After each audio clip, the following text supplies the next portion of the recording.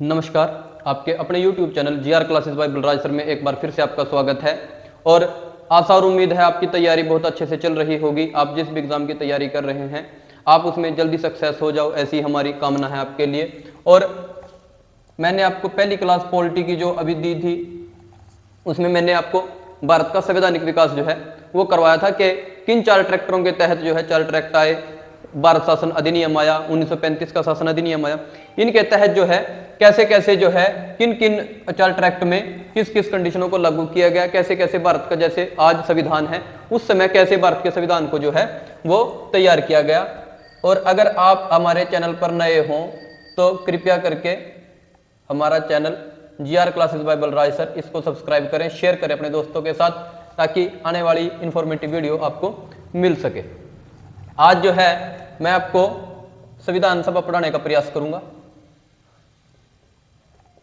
संविधान सभा देखिए, जैसे भारत में 1900 से लेकर 1947 तक लगातार आजादी की जो आधुनिक भारत है, आजादी की लगातार लड़ाइयां लड़ी जा रही थी, आंदोलन किए जा रहे थे, अलग अलग क्षेत्रों में अलग अलग लोग उन आंदोलनों का नेतृत्व कर रहे थे। उसी क्रम में देखो अंग्रेजों को यह कन्फर्म हो चुका था कि अब जो है वो जाने का समय आ गया है, और उन्होंने भारतीयों को जो है कि शासन कैसे करेंगे, कैसे आप रहोगे, उसके लिए एक मसौदा, एक संविधान तैयार करो।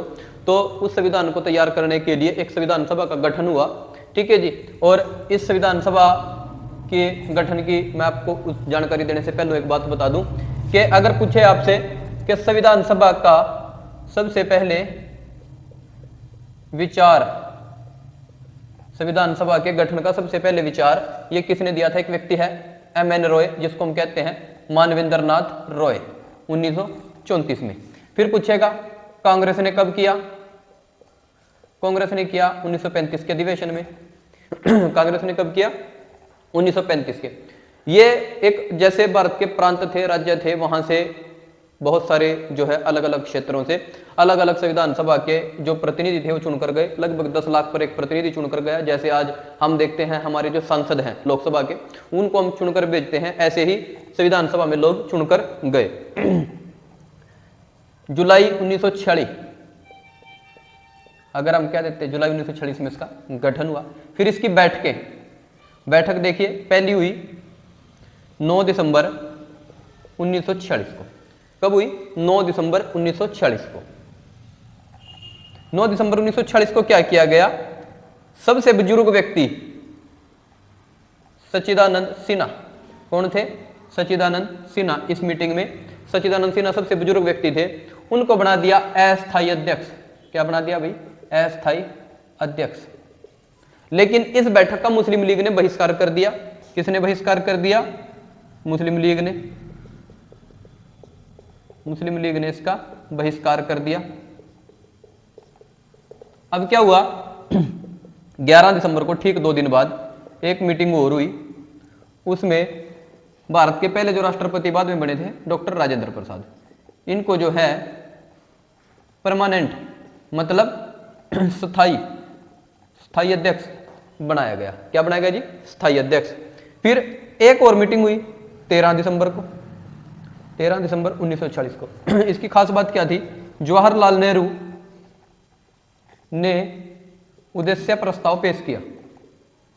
उद्देश्य प्रस्ताव पेश किया 22 जनवरी 1947 को पारित भी हो गया था बाद में ये। अब ये उद्देश्य प्रस्ताव किसने पेश किया? जवाहरलाल नेहरू ने। कौन सी मीटिंग में किया? कौन सी संविधान सभा की मीटिंग में किया? ये किया जी संविधान सभा की 3री बैठक में, ठीक है जी। किसने किया? जवाहरलाल नेहरू ने किया। उद्देश्य प्रस्ताव पारित कब हुआ? 22 जनवरी 1947 को हुआ। 22 जनवरी 1947 को हुआ। यही उद्देश्य प्रस्ताव भारतीय संविधान की प्रस्तावना बना। यही उद्देश्य प्रस्ताव भारतीय संविधान की बाद में प्रस्तावना बना, ठीक है जी। अगर आपसे पूछेंगे जब ये मीटिंगें हो रही थी, ये टोटल संविधान सभा की बैठकें हो रही थी, तो इस संविधान सभा के गठन में कितने लोगों ने हस्ताक्षर किए थे? 284 लोगं ने। 284 कितने लोगों ने किए थे? 284, ठीक है जी। ये भी आपने याद रखना है। वैसे इसमें टोटल हम पढ़ेंगे कि 289 प्रांतों से थे, 96 जो है वो देशी रियासतों से थे, ठीक है जी। इस तरह से हम पढ़ेंगे। तो ये 3 बैठकें याद रखनी है संविधान सभा की। सबसे पहले विचार मानवेंद्र नाथ रॉय ने दिया था। इसी मीटिंगों में, संविधान सभा में मीटिंगों में कुछ कमेटियां भी बनाई गई थी। 13 कमेटियां थी टोटल। 13 कमेटियों में कुछ कमेटियां प्रमुख हैं, जैसे प्रारूप समिति या प्रारूप कमेटी, इसका अध्यक्ष डॉक्टर भीमराव अंबेडकर, डॉक्टर भीमराव अंबेडकर। प्रारूप समिति जिसे हम ड्राफ्टिंग कमेटी भी कहते हैं, इसका अध्यक्ष कौन था भाई? Doctor BR Ambedkar. फिर एक आती है सलाहकार समिति, सलाहकार समिति BN रॉय, बेनेगल नरहरिराव रॉय। ठीक है जी। प्रांतीय कमेटी या देशी रियासतों का एकीकरण करने का श्रेय सरदार वल्लभ भाई पटेल को जाता है, उसका अध्यक्ष उनको बनाया गया था। ठीक है जी। इस तरह से ये कुछ कमेटियां थी। ठीक है जी। जैसे हम संचालन समिति पढ़ सकते हैं, संचालन कमेटी या संचालन समिति डॉक्टर राजेंद्र प्रसाद, डॉक्टर राजेंद्र प्रसाद, ये भी मैं लिख देता हूं।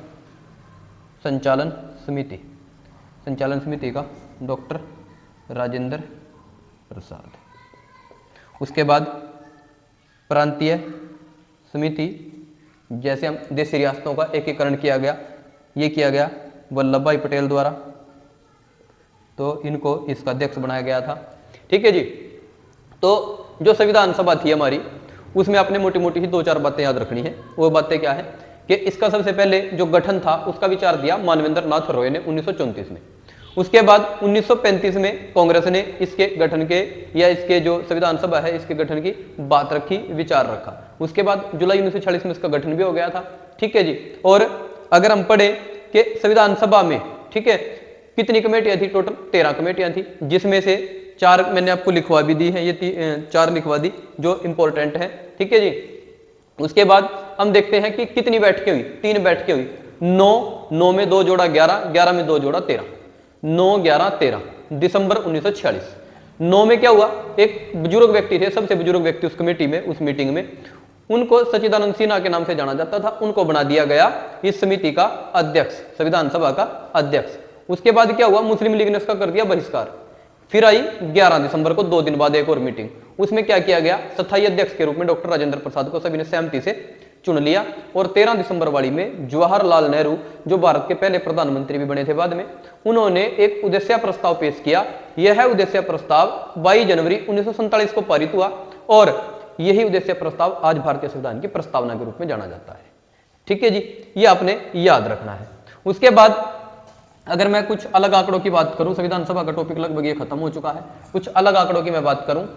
भारतीय संविधान में अनुच्छेद टोटल कितने हैं जी?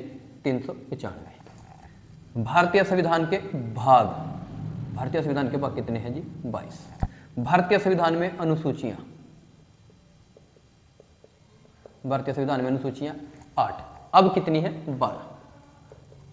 यह क्वेश्चन थोड़ा सा इंपॉर्टेंट हो जाता है, 2 तरीके से पूछा जा सकता है।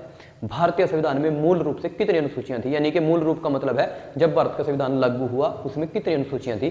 भारत के संविधान में अनुसूचियां थी 8, बाद में इसमें 4 अनुसूचियां और जोड़ी गई।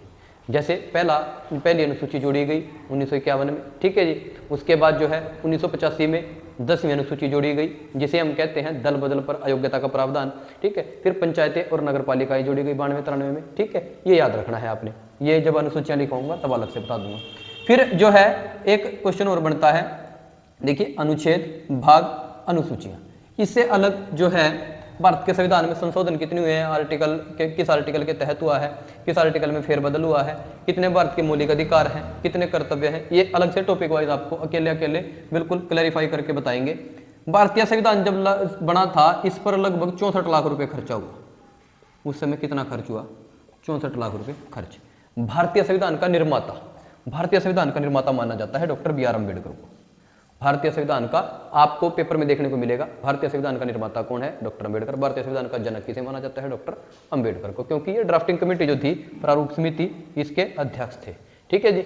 भारतीय संविधान 2 साल 11 महीने और 18 दिन में तैयार हुआ था। भारतीय संविधान को तैयार होने में कितना समय लग गया? 2 वर्ष 11 महीने 18 दिन। भारत का संविधान कैसा है?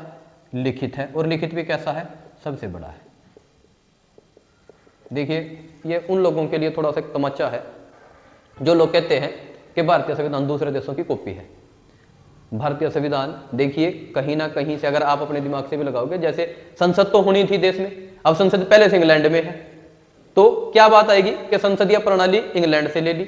अब गणतंत्रात्मक शासन व्यवस्था भी होनी थी, अब ऑलरेडी फ्रांस में थी पहले ही। फ्रांस का तो सबसे पहले ही संविधान है, अगर आपसे पूछता है सबसे पहले लिखित संविधान कहाँ का था, फ्रांस का था। जब भारत ने लागू ही करनी है गणतंत्रात्मक व्यवस्था जो तो पहले से ही है, तो वहीं से तो कॉपी की जाएगी वो। इसलिए ये मूर्ख लोगों की बातें हैं कि भारतीय संविधान जो है कॉपी किया हुआ संविधान है या ये जो है किसी और देश की नकल है, ये केवल और केवल मूर्ख लोगों की बात है। अगर आज आप लोग जो है किसी से मतलब ये लगा लो कि अच्छे से रह रहे हो, मतलब आपको आपके मौलिक अधिकार मिले हुए हैं, आप सरकार के खिलाफ बोल सकते हो अगर सरकार गलत है, ठीक है। ये क्या है, ये आपको लोकतंत्रात्मक देश में केवल संविधान दे सकता है कि आप जो है राजा के खिलाफ बोल जाओ। वरना इतिहास पढ़कर देखना 1950 से पहले अगर राजा के खिलाफ बोल दिया तो सिर कहीं मिलेगा, दड़ कहीं मिलेगा।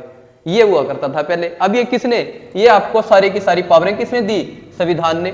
महिलाएं आज सर उठाकर चल रही हैं, किसकी बदौलत, संविधान की बदौलत। आज चूल्हे चौके से देश की प्रधानमंत्री बन चुकी है, किसकी बदौलत, संविधान की बदौलत।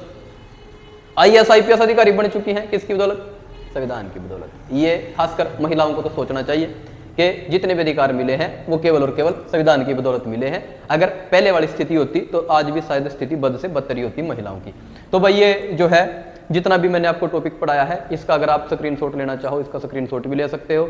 इसको पढ़ना चाहो इसको आराम से, बड़े आराम से बुक से पढ़ लेना। और जितना मैंने आपको बताया है ये संविधान सभा के बैठकों के और संविधान सभा के गठन के बारे में बताया है। आशा और उम्मीद है आप जो है इस वीडियो को शेयर भी करोगे, लाइक भी करोगे, कमेंट भी करोगे और आपकी आने वाली जो तैयारी है वो और अच्छे से इंप्रूव कर पाओगे। आपके आने वाले एग्जाम में ये आपके लिए हेल्पफुल होगा, ऐसा हमारा मानना है। ऐसे ही हर रोज आपके लिए वीडियो लेकर आते रहेंगे। धन्यवाद, नमस्कार, आपका दिन शुभ हो।